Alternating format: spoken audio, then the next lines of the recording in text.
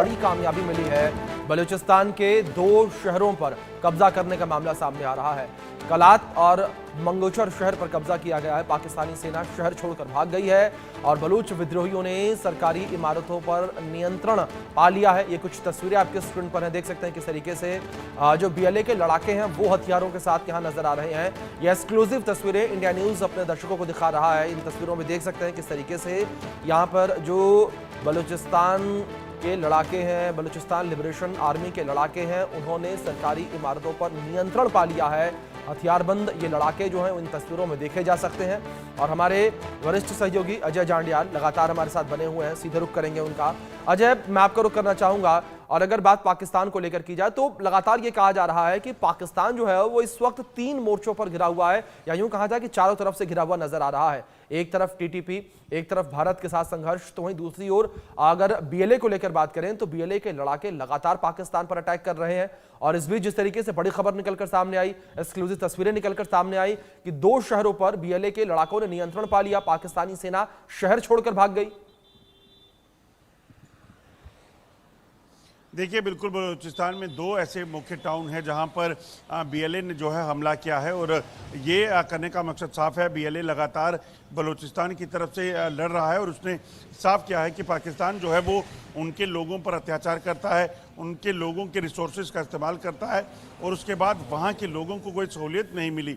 पिछले कई सालों से बलूचिस्तान जो है इस जंग को जारी रखे हुए था, मगर जो पीसफुल जंग थी उसको अब एक सेना का रूप जो है इसलिए दिया गया था क्योंकि पाकिस्तान में जब बलूचिस्तान में लगातार प्रदर्शन होते थे तो उन मासूम लोगों को अगवा करना, उनकी हत्याएं कर देना, महिलाओं के साथ उत्पीड़न करना, ये तमाम चीज़ें जो हैं उन्होंने देखी। तो ऐसे में ये बड़ा फैसला, और अब ताज़ा जानकारी के मुताबिक 2 शहर जो हैं उस पर बलूचिस्तान ने हमला किया और वहाँ जो है उसको अपने कब्जे में ले लिया है बीएलए ने, और वहाँ पर जो पाकिस्तानी सेना थी वो वहाँ से भाग गई है। और दरअसल अगर आप देखें तो इस वक्त ना सिर्फ बलूचिस्तान बल्कि खैबर पख्तूनख्वा और पीओके का इलाका जो है वो भी लगातार सरकार के खिलाफ आमदा है, लगातार सरकार के खिलाफ विरोध प्रदर्शन कर रहा है। तो पाकिस्तान के लिए अंदरूनी हालात जो हैं वो काफ़ी चिंताजनक बने हुए हैं।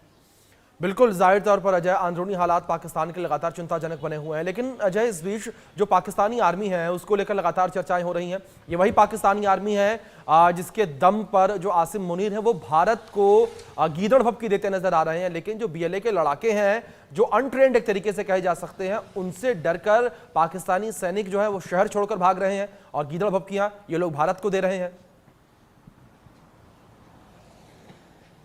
देखिए, बिल्कुल अगर आप देखें तो पाकिस्तान की तरफ से ऐसे कई प्रयास किए गए कि वो बीएलए और टीटीपी से मुकाबला कर सके, मगर आप देखें तो नतीजा कुछ नहीं निकला। और इसी वजह से अगर आप देखें तो अभी जो ताज़ा मामला है इसमें बीएलए की तरफ से पाकिस्तान को लगातार कहा गया है कि वो उसके इलाके में कोई भी हस्तक्षेप ना तो पाकिस्तानी सेना का ना चीन का जो है वो होने देंगे। इसी तरह से खैबर पख्तूनख्वा में भी पाकिस्तानी सेना पर लगातार हमले हो रहे हैं, और आसिम मुनीर जो लगातार पाकिस्तानी सेना को एक प्रोफेशनल आर्मी बताते हैं, ताकतवर बताते हैं, वो कितनी ताकतवर है, कहाँ वो स्टैंड करती है, इसकी तस्वीरें जो है वो पिछले कुछ महीनों में पाकिस्तान में देखी गई हैं, क्योंकि वहाँ पर तमाम जो हमले हुए हैं उसमें बहुत बड़ा नुकसान जो है वो पाकिस्तानी सेना का हुआ है।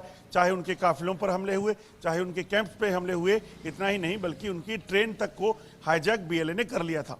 जी बिल्कुल, अजय आप बने रहे हमारे साथ। इस बीच एक और बड़ी खबर निकलकर सामने आ रही है, जहां पाकिस्तानियों पर भारत के द्वारा डिजिटल स्ट्राइक जो है वो लगातार जारी है, और भारत में पाकिस्तानी मंत्री का जो एक्स अकाउंट है यानी कि ट्विटर अकाउंट है उसे ब्लॉक कर दिया गया है। सूचना एवं प्रसारण मंत्री का ट्विटर अकाउंट बैन किया गया है। मंत्री अताउल्लाह तरार का एक्स अकाउंट बैन कर दिया गया है। ये बड़ी खबर है जो इस बीच निकलकर सामने आ रही है। तो लगातार पाकिस्तानियों पर डिजिटल स्ट्राइक जारी है, पाकिस्तानियों पर भारत की डिजिटल स्ट्राइक लगातार जारी है। पाकिस्तान के सूचना एवं प्रसारण मंत्री अताउल्लाह तरार का एक्स अकाउंट भी भारत में ब्लॉक कर दिया गया है। हमारे सहयोगी अजय जांडियाल लगातार बने हुए हैं, रुख करेंगे उनका।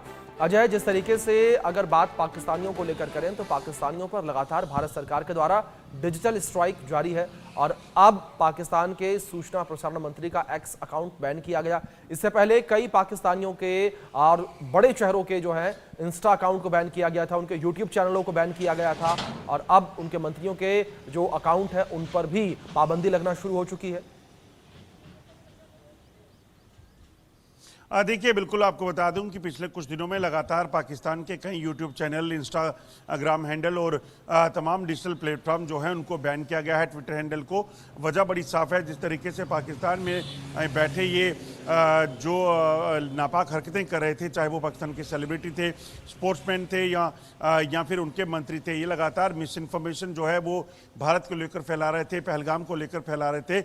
ऐसे में उन तमाम जानकारियों को जो भारत में फैलाकर यहाँ पर कहीं ना कहीं हालात ख़राब करने की जो उनकी मंशा थी, उसके मद्देनज़र जो है ये फैसला किया गया है। अगर आप देखें तो पाकिस्तान की बौखलाहट कितनी है। एक तो पहलगाम में हमला हुआ, उसके बाद उसी के विरोध में जो है वो मिस इन्फॉर्मेशन फैलाना, और उसके साथ साथ अगर आप देखें तो साइबर अटैक करने का प्रयास जो है वो कई वेबसाइट पर, कई सरकारी जो सेना की, सरकार की जो वेबसाइट्स हैं, हैंडल्स हैं, उन पर करने का प्रयास किया गया है, जो अपने आप में बताता है कि पाकिस्तान कैसे बौखलाया हुआ है। छटपटाहट इस चीज़ को लेकर है कि भारत अब क्या करने वाला है। पाकिस्तान को चिंता ये है कि भारत जो करने वाला है, जो हमला करेगा या कहीं अगर हिट करेगा तो उसकी जानकारी पाकिस्तान हासिल करना चाहता है। इसीलिए शायद ये साइबर अटैक जो है वो करवाने का पाकिस्तान की तरफ से प्रयास किया गया है। ताज़ा मामला इंफॉर्मेशन और ब्रॉडकास्टिंग मिनिस्टर जो है उसका है।